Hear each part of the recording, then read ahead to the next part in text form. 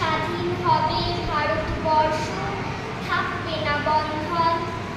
আমরা সবাই স্বরাজ যজ্ঞে খবরে ইন্ধন। বুকের রক্ত দিব ঢালি স্বাধীনতারে, রক্ত পরে মুক্তি দেব ভারত মাতারে।